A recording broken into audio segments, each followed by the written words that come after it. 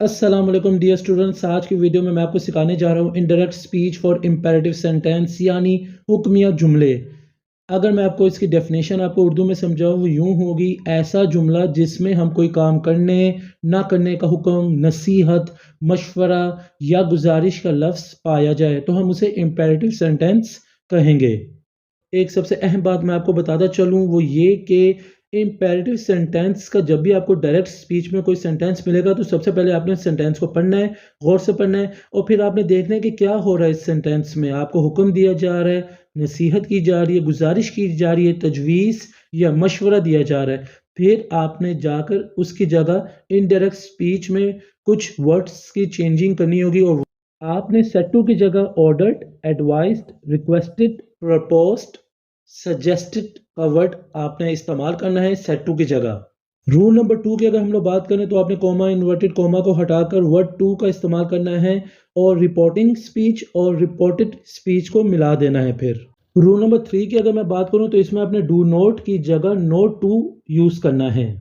Rule number 4 तजवीज़ वाले फ़िक्रात suggested, proposed का इस्तेमाल होगा और अंदर वाले वर्ब से पहले शुड का इस्तेमाल होगा, जबकि दैट सब्जेक्ट से पहले इस्तेमाल होता है।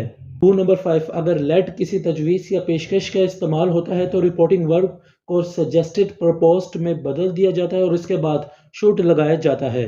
रूल नंबर 6 आपने फॉरबेट वाले जुमलों में डू नॉट को ख़त्म कर देना है क्योंकि फॉरबेट के मानी ही हैं मना करने के हैं।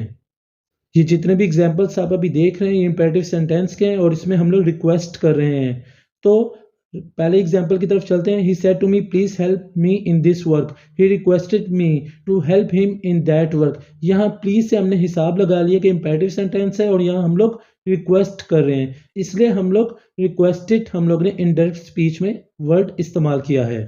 इन एग्जाम्पल्स को गौर से देखें तो इन एग्जाम्पल्स में हम लोग ऑर्डर और हुक्म दे रहे हैं, जैसे कि मिसाल के तौर पे the master said to his servant polish my shoes, the master ordered his servant to polish his shoes.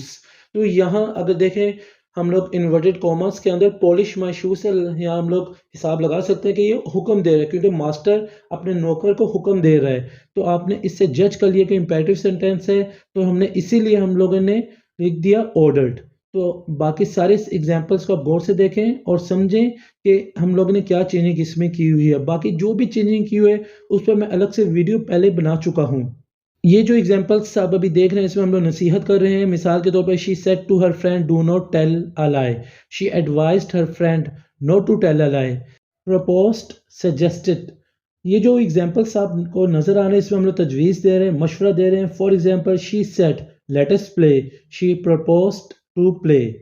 इसमें तजवीज़ दी जा रही है, मशवरा दिया जा रहा है। तो ये सब एग्जाम्पल्स इसी तरह के हैं। आप इसमें देख सकते हैं यहाँ इन्वर्टेड कॉमा के अंदर लेट आया है, तो आपने क्या किया, इससे पढ़कर अंदाज़ा लगा लिया और आपने कई तजवीज़ दे रहे हैं, मशवरा दे रहे हैं, इसलिए आपने जब इसे इनडायरेक्ट स्पीच में आपने प्रपोज्ड का वर्ड इस्तेमाल कर लिया है। इन सब एग्जाम्पल्स को गौर से देखें। मैं उम्मीद करता हूँ आपको इम्पेरेटिव सेंटेंस की जो ये मिसाल है समझ आ गई होगी। Forbade to, order not to, किसी चीज़ से मना करना। ये जो एग्जाम्पल्स आप अभी देख रहे हैं इसमें हम लोग यही बात कर रहे हैं कि किसी चीज़ से मना कर रहे हैं। For example he said to his servant do not sit here, he forbade his servant to sit there. अगर इसके इन्वर्टेड कॉमर्स के अंदर देखें तो हम लोग डू नॉट सिट हेयर यानी हम मना कर रहे हैं, तो इसलिए हम लोगों ने फॉरबेड का वर्ड इस्तेमाल किया है। मैं उम्मीद करता हूँ आपको indirect speech for imperative sentence समझ आ गया होगा। अगर आपको वीडियो बहुत अच्छी लगी तो इसे लाइक करें, मेरे चैनल को सब्सक्राइब करें और इस वीडियो को ज़्यादा से ज़्यादा शेयर भी करें। सर हसन शबीर को इजाज़त दें, मुझे दुआ में याद रखिएगा। जज़ाकल्लाह।